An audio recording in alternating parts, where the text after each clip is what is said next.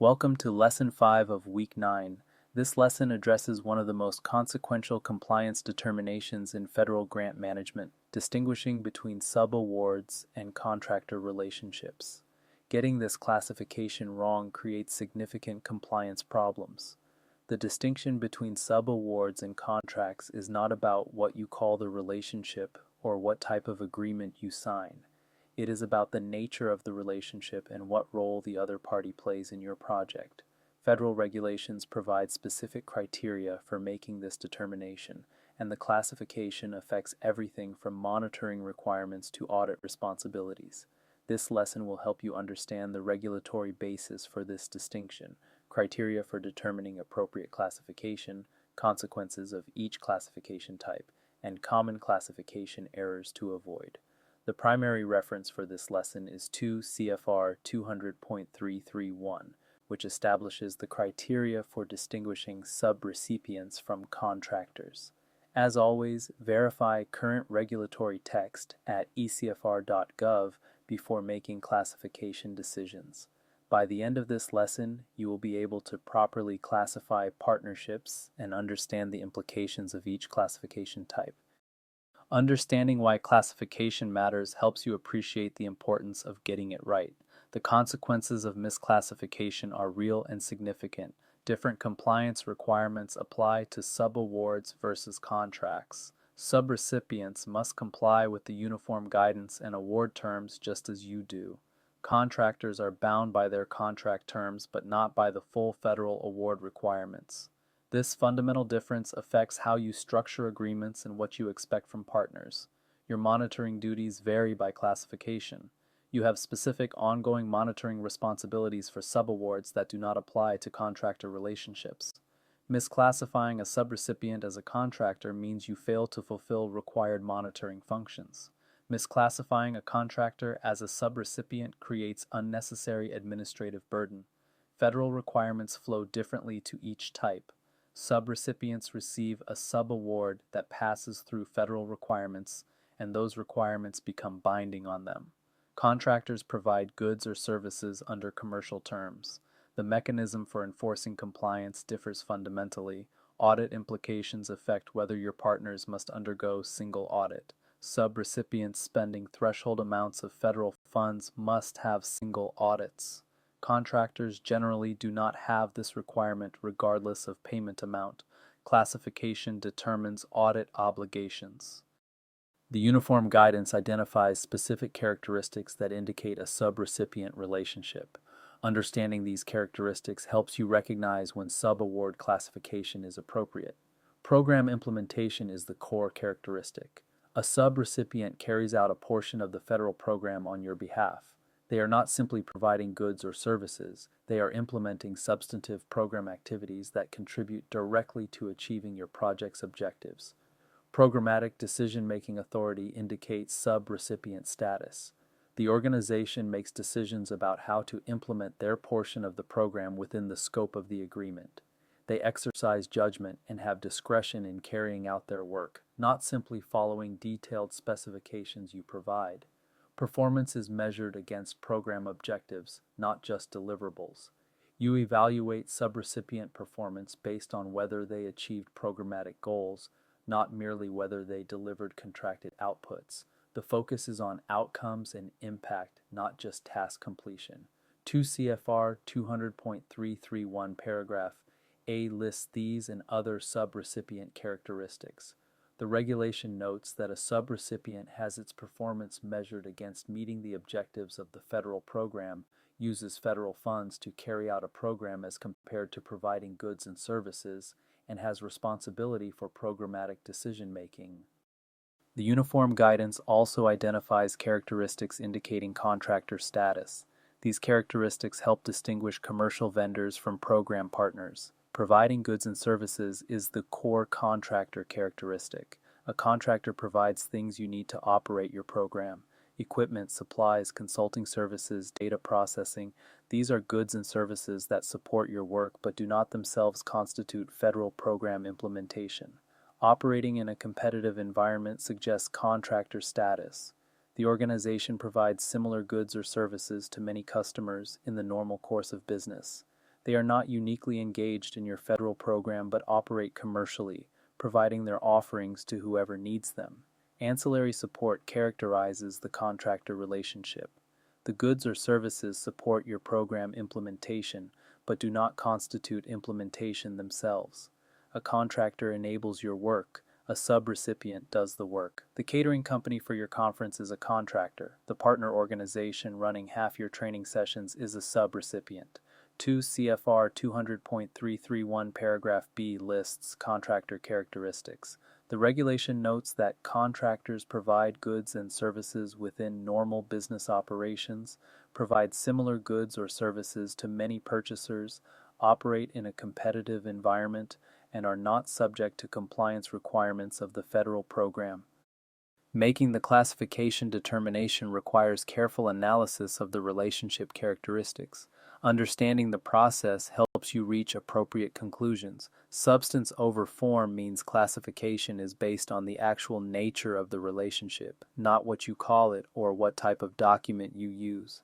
Calling something a contract does not make it a contractor relationship if the substance indicates subrecipient characteristics. The underlying reality determines classification, not labels. Weighing factors is necessary because some cases present mixed characteristics. An organization might operate commercially but still be implementing a portion of your federal program. Another might have programmatic decision-making authority but provide relatively ancillary services. Consider all relevant factors and determine which predominate. Judgment is required because while some cases are clear, others require careful analysis. A laboratory analyzing samples is almost certainly a contractor. A community organization implementing half your intervention is almost certainly a subrecipient, but relationships in between require thoughtful evaluation of how characteristics apply. Document your decision by recording the basis for your classification determination. When making a close call, write down the factors you considered and why you concluded as you did. This documentation demonstrates thoughtful analysis if the classification is later questioned. Examining examples of subrecipient relationships helps you recognize similar situations in your own projects. These examples illustrate when subaward classification is appropriate. A partner organization implementing intervention at their site as part of your research study is typically a subrecipient. They are carrying out a portion of the federal program, have programmatic decision-making authority at their site, and their success is measured against program objectives, not just deliverables. A consortium member conducting research activities that contribute to shared project aims is a subrecipient. In multi-site research, each site carries out substantive program work. The consortium structure does not change the subrecipient nature of each participating institution's role. A community partner delivering program services to participants in their community is typically a subrecipient. They are implementing your program in their context, making decisions about how to serve participants, and contributing to program outcomes. Their work is program implementation, not ancillary support. A training provider developing and delivering curriculum as a core program component may be a subrecipient if curriculum development and training delivery are central to your program rather than support services. The key question is whether training is the program or supports the program. Examining contractor examples helps you recognize relationships that call for contract rather than subaward classification. These examples illustrate when contractor status is appropriate. An equipment vendor selling you instruments, computers, or other equipment needed for program activities is clearly a contractor. They provide goods in a commercial transaction. They are not implementing your federal program. They are selling you things you need to implement it. An evaluation consultant providing independent evaluation services is typically a contractor. They provide professional services to assess your program. While evaluation may be federally required, the evaluator is providing services to you, not implementing the federal program. Evaluators work for many clients commercially. Laboratory services analyzing samples according to your specifications represent a contractor relationship. The laboratory provides analytical services commercially to many clients. They are not implementing your research program. They are providing support services that enable your research. IT services providing technology infrastructure or support are contractor relationships. Whether managing servers, developing applications, or providing help desk support, IT vendors provide commercial services. Technology enables your program but is not itself program implementation. Some relationships fall in gray areas where classification is not immediately obvious. Understanding these situations helps you analyze them appropriately. Consultants with programmatic roles present ambiguity. A consultant providing expert advice is typically a contractor, but a consultant developing and delivering core program content might be a subrecipient. The distinction depends on whether the consultant supports your implementation or is themselves implementing program activities. Service providers could implement program or support it depending on their specific role. A mental health provider delivering clinical services as your program intervention might be a subrecipient. A mental health provider to whom you refer participants for services outside your program is neither. The same type of organization can be either classification depending on what they do in your project. Academic collaborators are often subrecipients when they conduct research activities as part of a collaborative project. However, an academic partner providing only training or technical assistance might be a contractor if they are providing services to you rather than implementing program work themselves.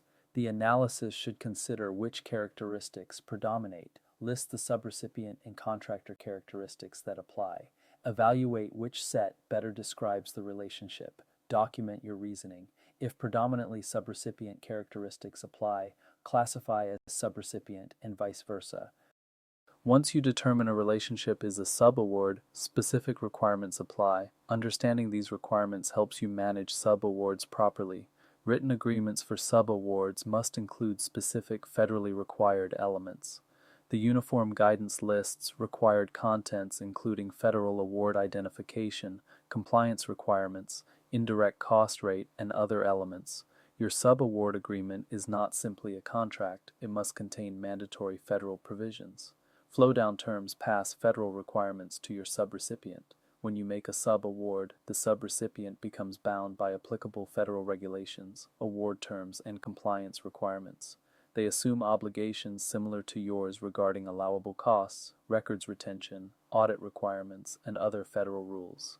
Monitoring is required for subawards. You must evaluate subrecipient risk, monitor performance and compliance, verify that subaward funds are used appropriately, and take action to address problems. This ongoing monitoring responsibility does not apply to contractor relationships. 2 CFR 200.332 details the requirements for subawards and subrecipient monitoring. Review this regulation carefully when establishing subawards to ensure your agreements and monitoring practices meet federal requirements. Contractor relationships have different requirements than subawards. Understanding these requirements helps you manage contracts appropriately. Procurement standards under the Uniform Guidance apply when using federal funds for contracts. You must follow specified methods for competition, documentation, and contractor selection. These procurement requirements do not apply to subaward relationships, which are made to partners implementing program work. Competition is generally required for contracts above certain thresholds. Micro purchases up to the threshold may be made without competition. Small purchases use simplified procedures. Larger purchases require formal competitive methods. Documentation of procurement processes is required. Standard contract terms govern contractor relationships. These are commercial agreements for goods or services.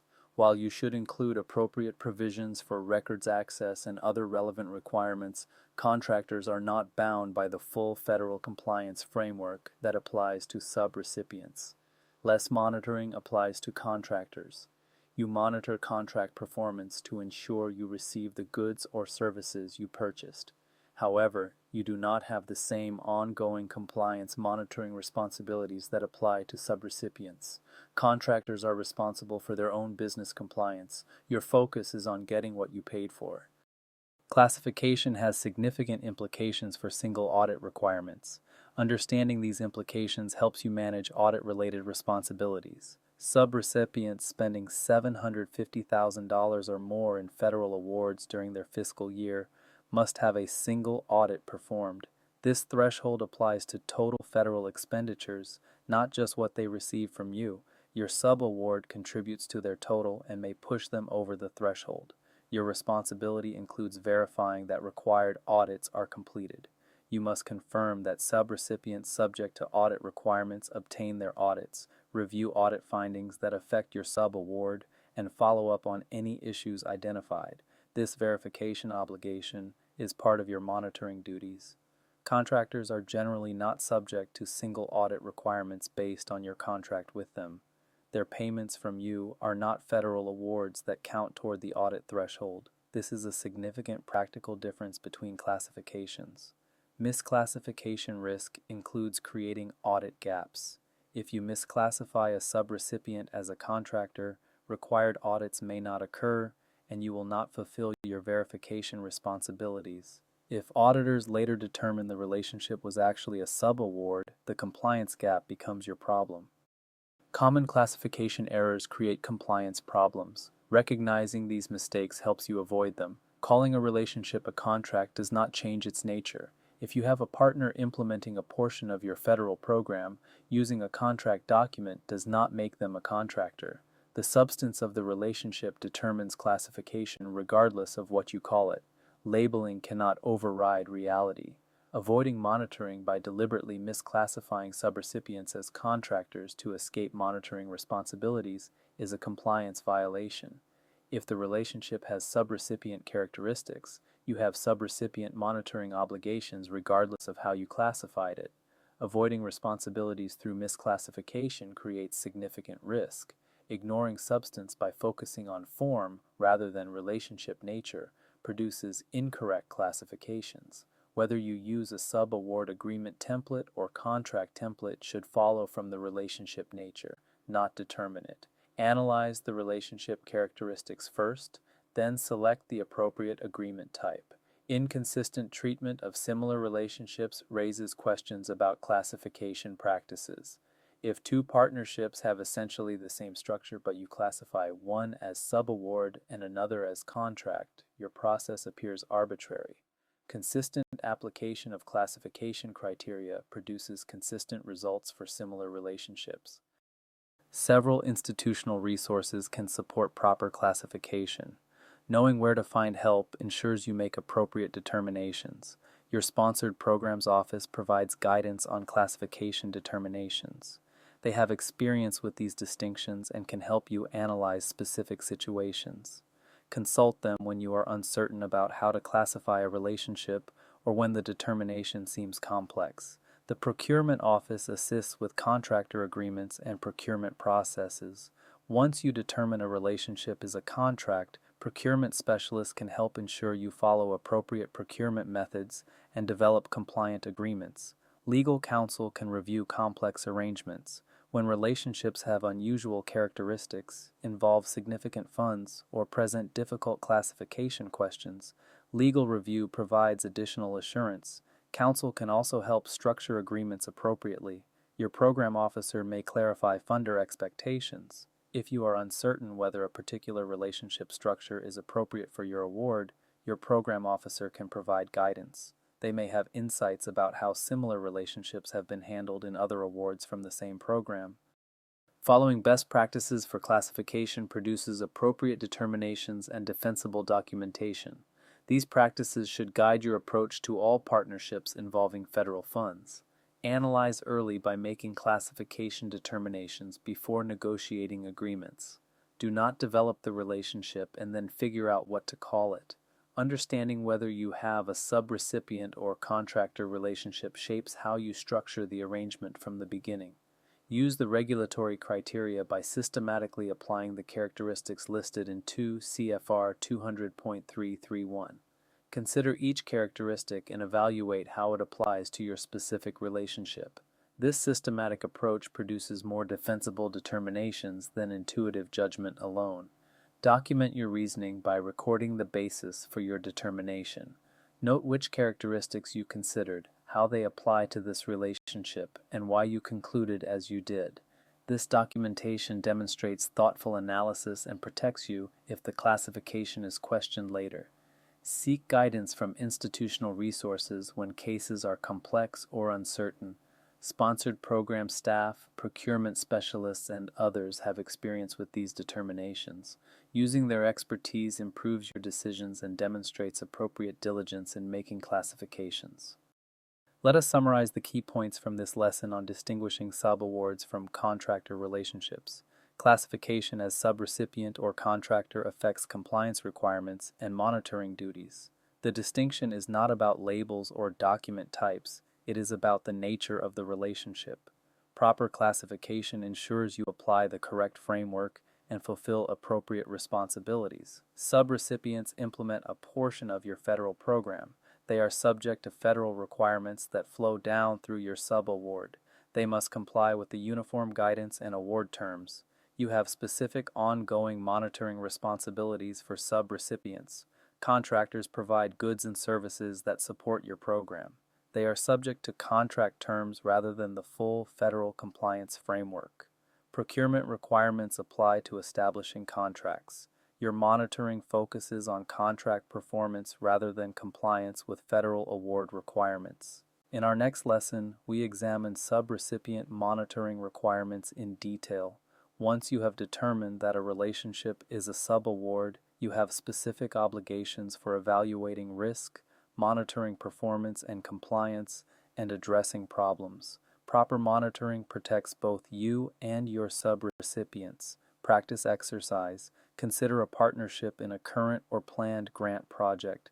Apply the regulatory criteria from 2 CFR 200.331. Which characteristics apply?